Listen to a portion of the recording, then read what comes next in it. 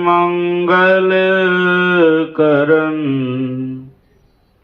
विनबो बारंबार।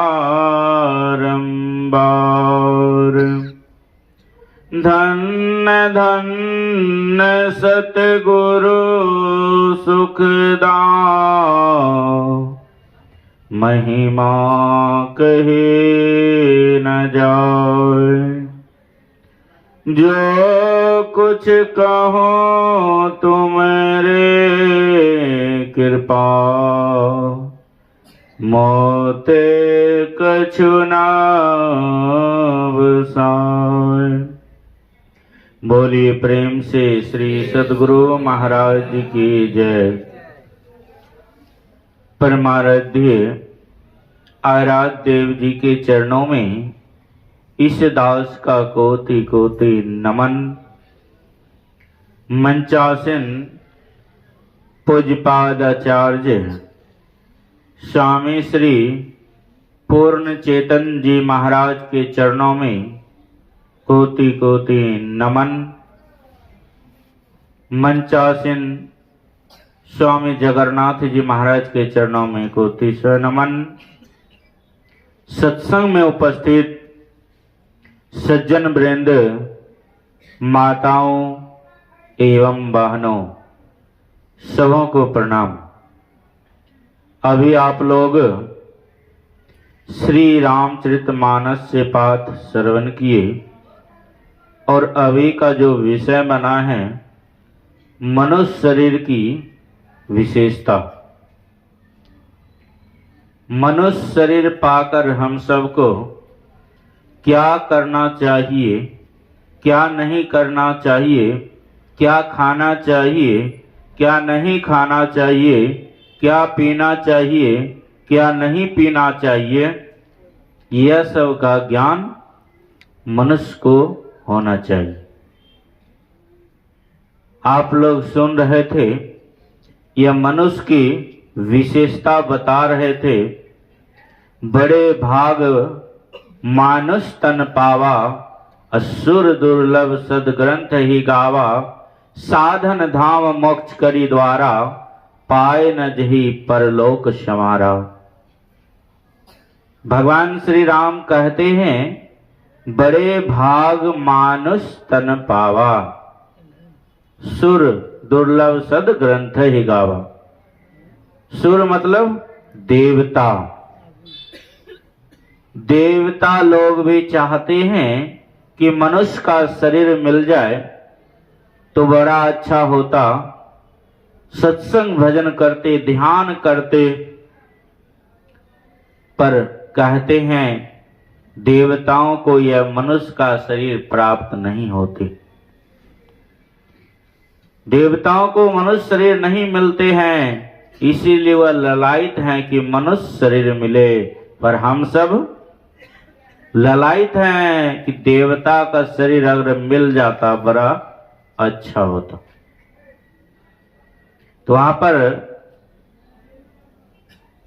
संत महात्मा कहते हैं नरतन दुर्लभ देव को सब कोई कहत पुकार, सब कोई कहत पुकार, देव देही नहीं पावे।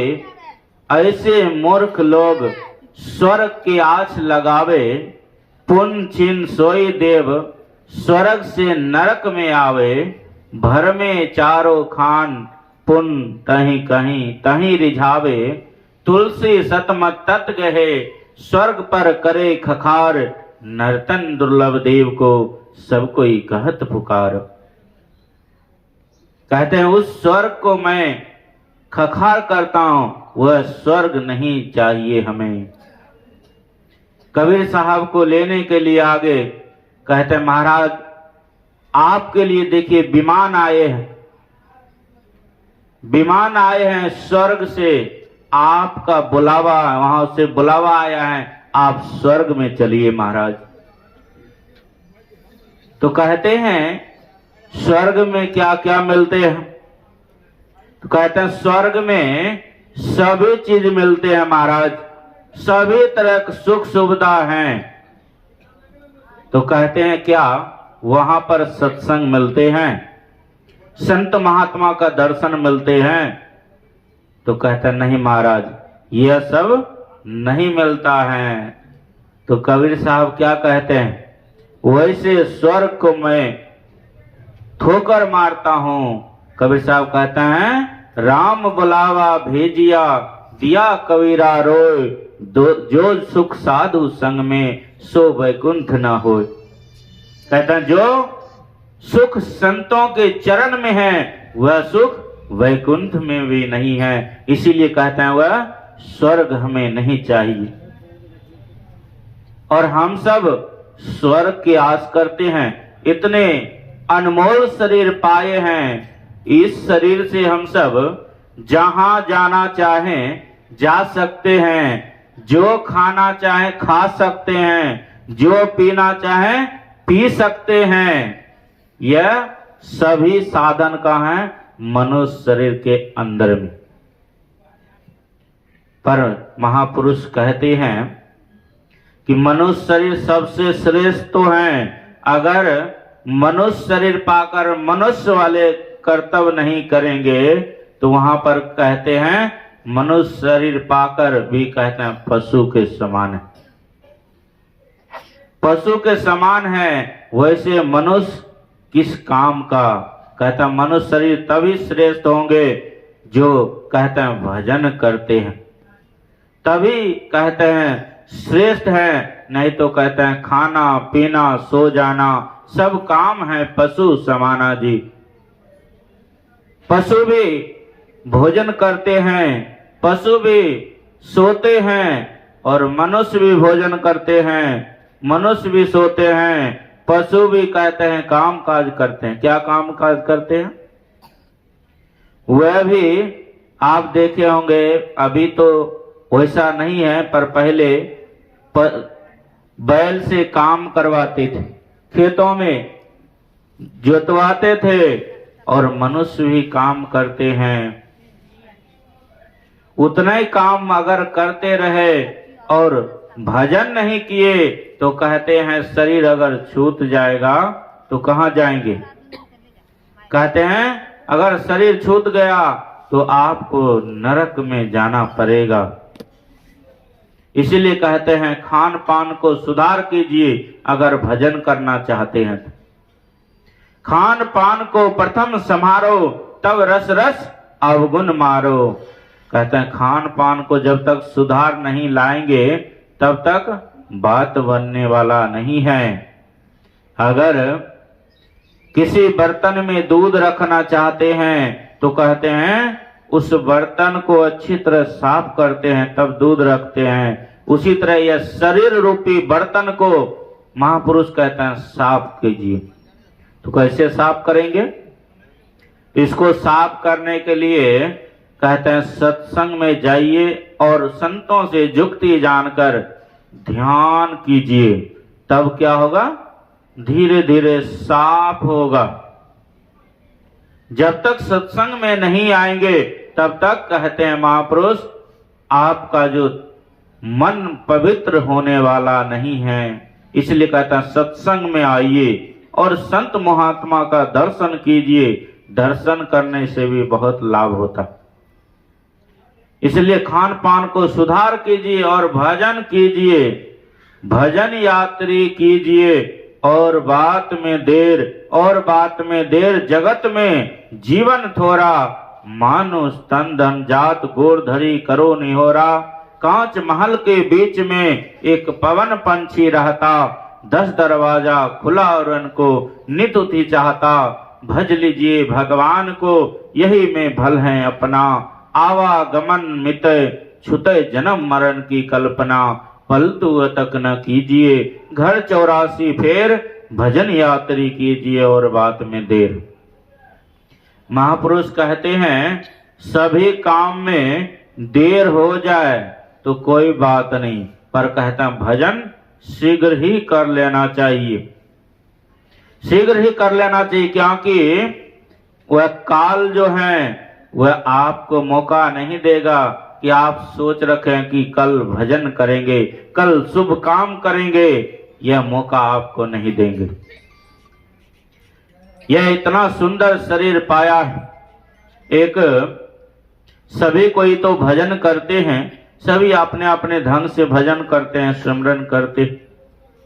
एक व्यक्ति वह भी भजन करते थे। वह किनका? काल देव का भजन करते थे, काल की उपासना करते थे। और काल देव का उपासना करते थे तो काल देव एक दिन प्रगट हो गए, दर्शन दिए। तो वह पूछते हैं वरदान मांग लो, क्या चाहिए? तो वरदान कहते हैं मांग लो। तो वह कहते हैं वरदान में यही दीजिए कि जब मेरा आयु समाप्त होने वाला हो तो पहले हमें बता दीजिएगा कि अब मैं उस समय भजन कर लूं। पहले बता दीजिए कि मैं भजन पहले कर लूं उससे। तो कालदेव कहते हैं ठीक है, मैं बता दूंगा पहले। कालदेव तो चले गए और यह अपना मस्त हो गए, संसार के काम काज में व्यस्त व्यस्त हो गए। अब भजन करना तो छोड़ दिए बिल्कुल। वह तो सोच रहे हैं कि पहले बताएंगे कालदेव, उससे पहले मैं भजन कर लूंगा, इसलिए वह व्यस्त व्यस्त है संसार में। तो कालदेव कहते हैं वह मस्त हो गए तो कालदेव चिट्ठी भेजते। चिट्ठी क्या भेजे?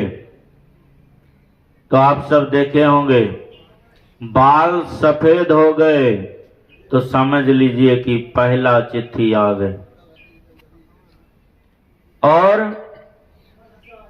कान से सुनना कम हो गए, आंख से दिखना कम हो गए, दांत झड़ गए। यह सब चिट्ठी है, पर फिर भी मनुष्य इतने चतुर हैं, बाल अगर सफेद हो गए तो उनको काला कर देते हैं कि अभी मैं अभी जवान हूं,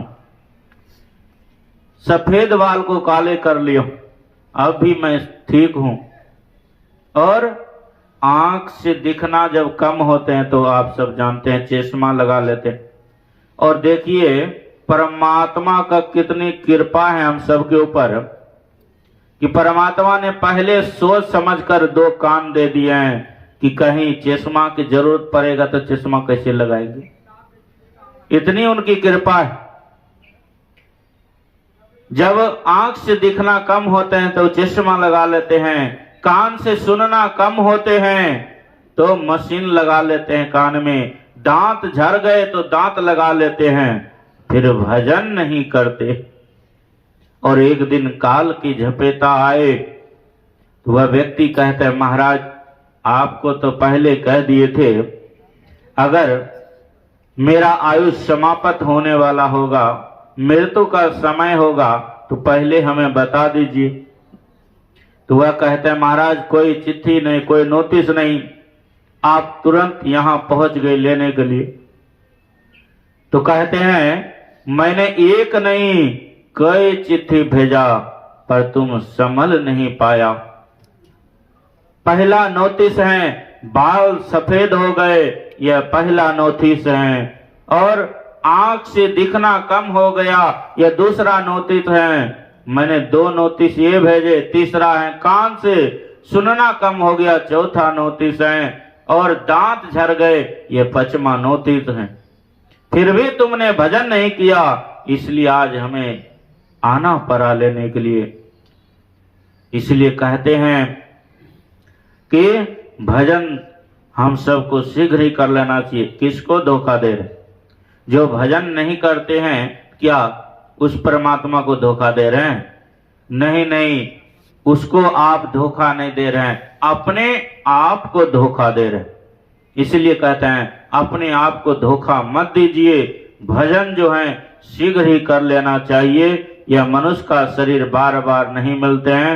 84 लाख जोनियों में भ्रमण करते करते उस परमात्मा का, उस ईश्वर का जब असीम कृपा होते हैं तब यह मानव का शरीर मिलता है। और अब की बार पासा अगर नहीं पलटेंगे तो कहते हैं पुनः फिर 84 में जाना पड़ेगा, दुख को उठाना पड़ेगा। यही आप सबके सेवा मैंने थोड़ा सा रखा समय अनुसार। श्री सद्गुरु महाराज की जय। श्री सद्गुरु